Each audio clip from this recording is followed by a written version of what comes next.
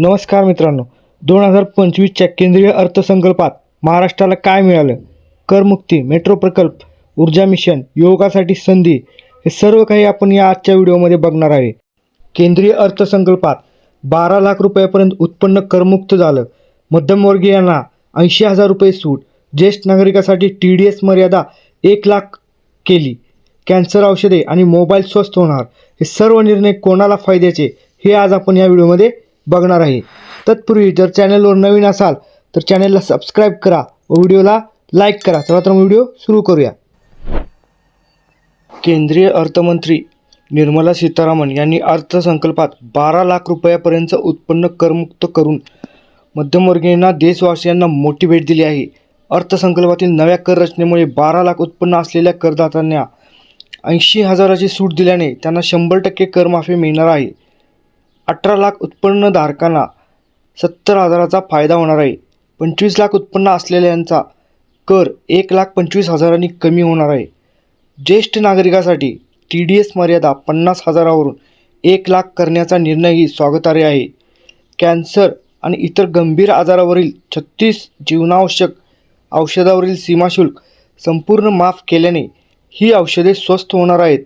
Mobile phone देखील स्वस्त होणार असल्याने देशातील प्रत्येक घराला, व्यक्तीला या निर्णयाचा लाभ होईल. केंद्रीय अर्थसंकल्पातून महाराष्ट्रातील पायाभूत प्रकल्पांना भरीव निधी मिळाला असून त्याबद्दल पंतप्रधान नरेंद्र मोदी आणि अर्थमंत्री निर्मला सीतारामन यांचे जाहीर आभार, असे सांगत उपमुख्यमंत्री तथा राज्याचे अर्थमंत्री अजित पवार यांनी केंद्रीय अर्थसंकल्पाचे स्वागत केले आहे. केंद्रीय अर्थसंकल्पातून महाराष्ट्राला MUTP 3 प्रकल्पासाठी 1465 कोटी 33 लाख रुपयांचा निधी मिळाला आहे. पुणे मेट्रोसाठी 837 कोटींची तरतूद करण्यात आली आहे. मुळा मुठा नदी संवर्धनासाठी जायका अंतर्गत 230 कोटी रुपयांचा निधी मिळणार आहे. मुंबई अहमदाबाद हायस्पीड रेल्वेच्या 4 प्रकल्पासाठी 4,003 कोटी. मुंबई अहमदाबाद हायस्पीड रेल्वे प्रशिक्षण संस्थेसाठी 126 कोटी 60 लाख. मुंबई मेट्रोसाठी 1,673 कोटी 41 लाख. महाराष्ट्र ग्रामीण दळणवळण सुधारणासाठी 683 कोटी 51 lakh. Maharashtra agri business network magnet प्रकल्पासाठी 596 कोटी 57 लाख. ऊर्जा संवर्धन व लिफ्ट इरिगेशन प्रकल्पासाठी 186 कोटी 44 लाख.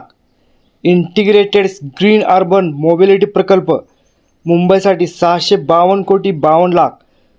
सर्वसमावेशक विकासासाठी आर्थिक क्लस्टर जोडणी कामासाठी 1,094 कोटी 58 लाख रुपयांचा निधी महाराष्ट्राला मिळाल्याचे सांगत उपमुख्यमंत्री तथा राज्याचे अर्थमंत्री अजित पवार यांनी त्याबद्दल प्रधानमंत्री नरेंद्र मोदी आणि केंद्रीय अर्थमंत्री निर्मला सीतारामन यांचे जाहीर आभार मानले आहेत.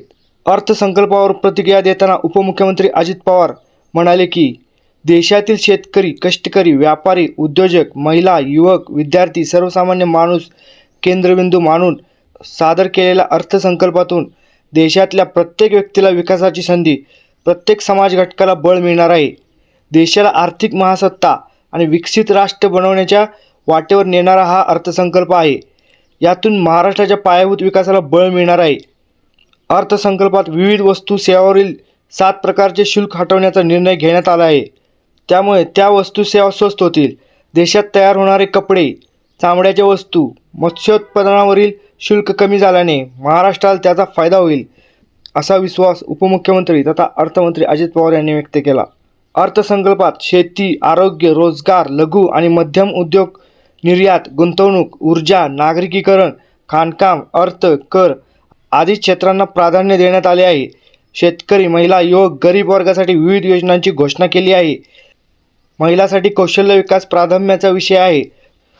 पंतप्रधान धनधान्य योजनेअंतर्गत शेती उत्पादकता वाढ, शेतमाल साठवणूक सुविधा, सिंचन आणि क्रेडिट सुविधावर भर देण्यात येणार असून 100 जिल्ह्यावर लक्ष केंद्रित करण्यात येणार आहे. त्याचा मोठा फायदा महाराष्ट्राला होईल. कापूस आणि डाळींचे उत्पादन वाढीसंदर्भात घेतलेले निर्णयही महाराष्ट्राच्या फायद्याचे आहे. किसान क्रेडिट कार्डची मर्यादा 5 लाख करण्याचा निर्णय स्वागतार्ह आहे.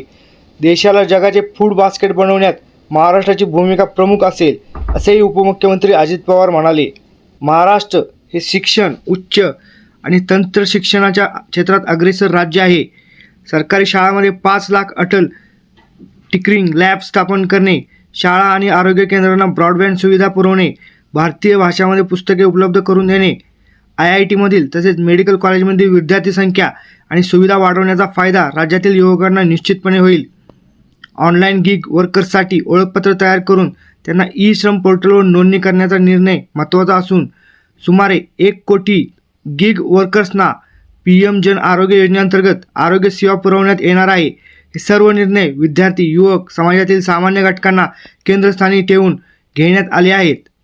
न्यूक्लिअर एनर्जी मिशनच्या माध्यमातून 2047 पर्यंत 100 गिगावॅट ऊर्जा निर्मितीचं लक्ष्य देशाला महासत्तेकडे नेणारं महत्त्वाचं पाऊल आहे. शहरामध्ये सुधारणा राबवण्यासाठी सरकार 1 लाख कोटींचा अर्बन चॅलेंज फंड निर्माण करण्याचा निर्णयही तितकाच महत्त्वाचा आहे. देशात 120 ठिकाणी उडान योजना राबवण्याचा, त्यातून हवाई प्रवास संख्या 4 कोटीवर नेण्याचा प्रकल्प आहे. हेलिपॅड आणि डोंगराळ भागात नवीन विमानतळं उभारण्यात येणार आहेत. ग्रीनफील्ड एअरपोर्ट उभारण्याला प्राधान्य देण्यात येणार आहे. देशातील 52 प्रमुख पर्यटन स्थळांचा विकासाचंही धोरण आहे. ही विकसित राष्ट्रासाठीची महासत्तेच्या वाटेवरील आधुनिक भारताच्या निर्मितीसाठीची मजबूत पायाभरणी असल्याचे सांगत देशाला विकसित भारत आर्थिक महासत्ता बनवण्याच्या प्रधानमंत्री नरेंद्र मोदी यांच्या प्रयत्नांना महाराष्ट्र संपूर्ण सहकार्य करेल.